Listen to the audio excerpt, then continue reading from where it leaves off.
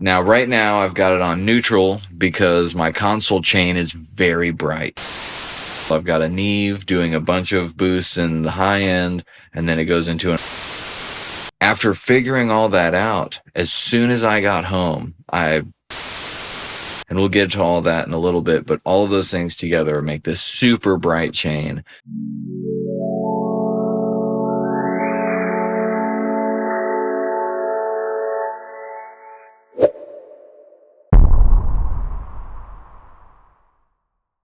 What's going on, everybody? It's your boy Timotheos, and we're back.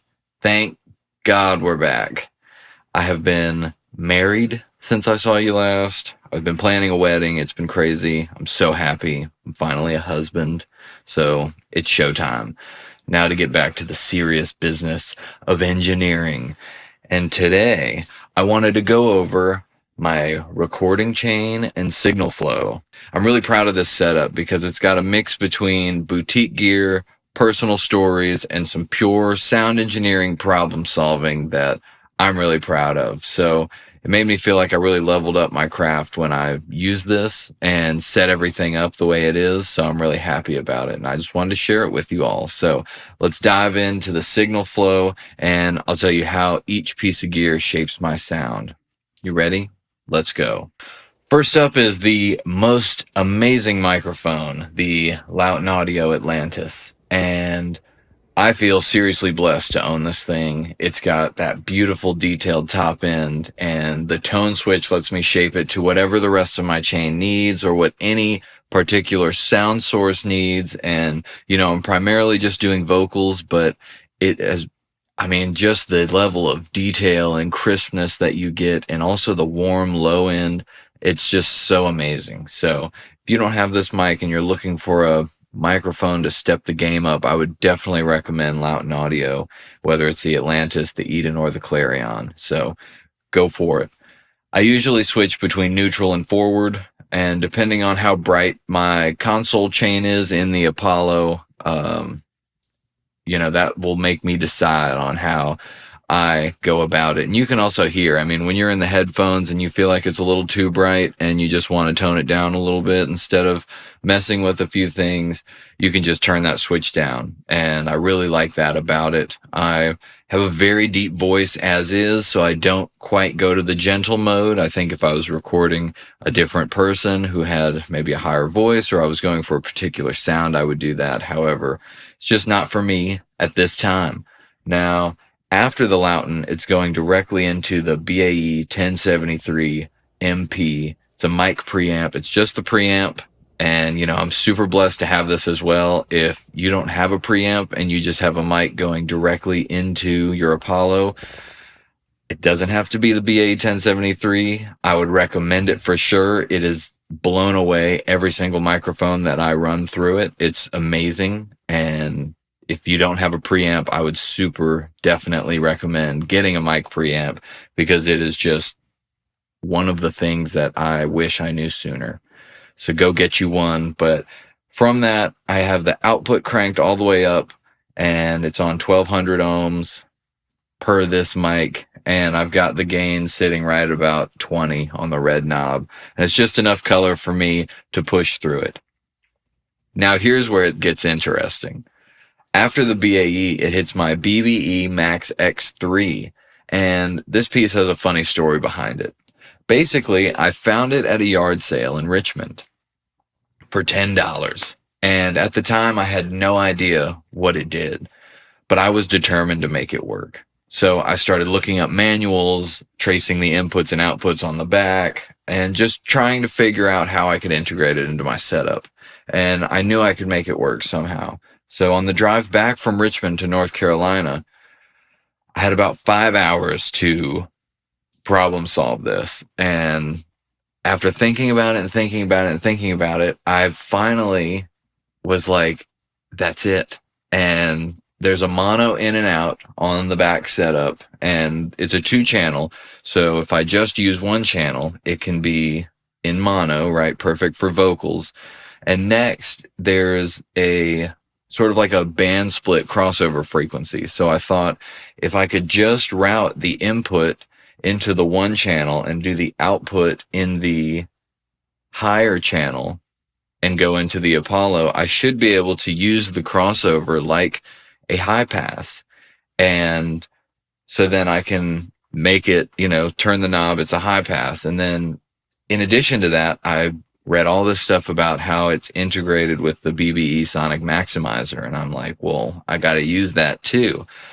So after figuring all that out, as soon as I got home, I took an XLR out from my Apollo, put it into the back of the BBE, took another XLR from the second input, put it into the Apollo, and just went on to Ableton, hit record, and bam, it worked. And then I start turning the Sonic Maximizer, and I'm like, oh my God, it's filling in, it's working. And then turning the crossover frequency like the high pass, and I'm like, it's working. So I did it. I can't believe it. I did it.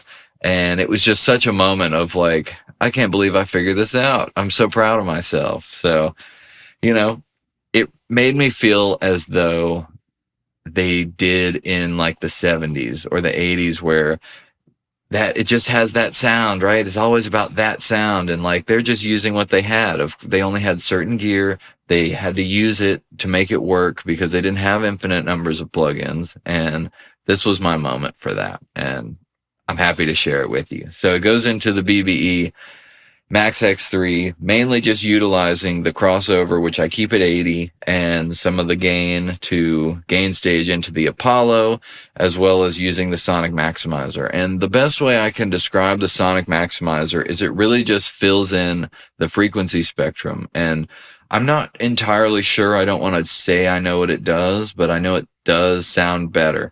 And to me, when I speak, at the time, when I spoke into the mic, it felt like my high end was really close and my low part of my vocal was back. And from that, as soon as I turned it up a little more and more, it felt like that kind of spiky high end and that very loose low, everything tightened up and it just kind of got all right together. And it like glued the sound so you could hear at the same time the low frequencies with the high frequencies. Now, my understanding of this unit, and it could entirely be wrong, is that it's supposed to be about phase alignment and aligning the high and the low phase together so that the impact is higher and I don't really know. Is from what I read, that's what I think it does. And so in my imagination, it was aligning the phase of the high and low frequencies to allow for fuller sound. I could be entirely wrong, but somebody help me out in the comments, please, because I don't know.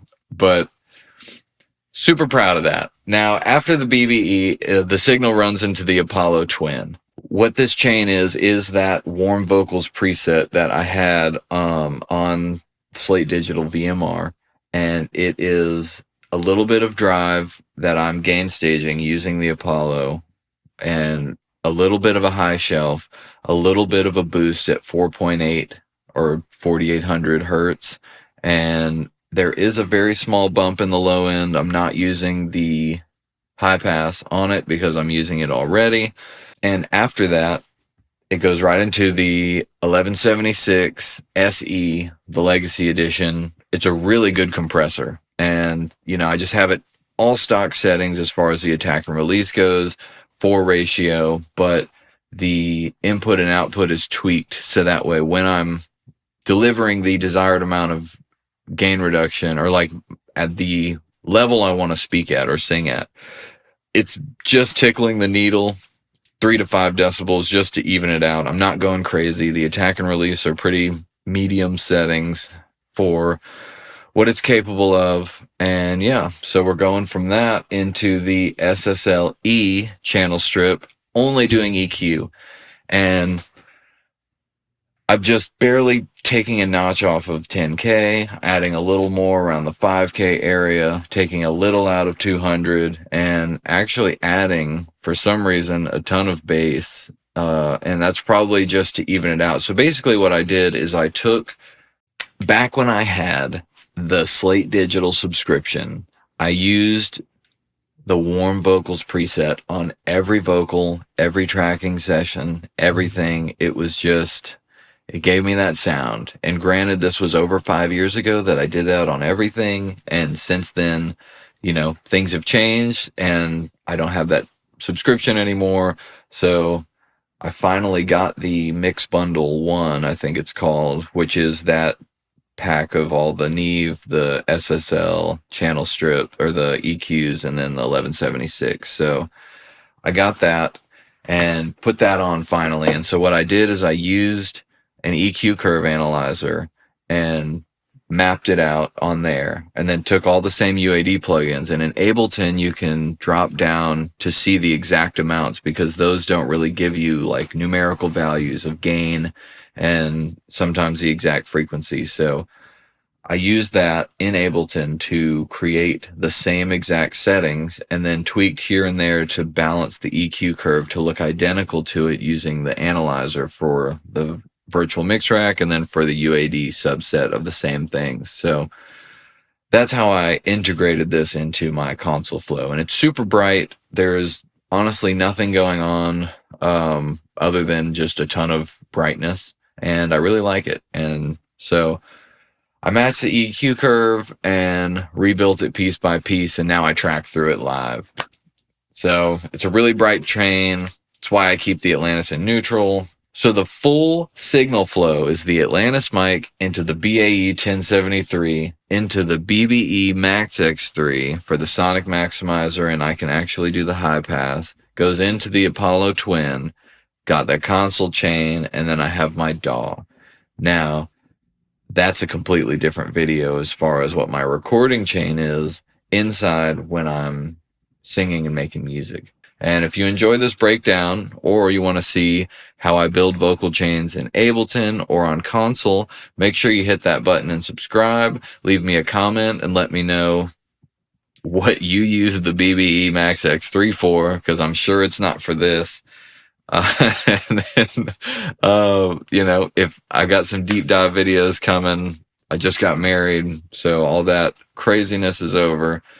I will definitely be more present on YouTube. So I appreciate you for sticking out and giving me the patience that hopefully I will deliver some great stuff for you.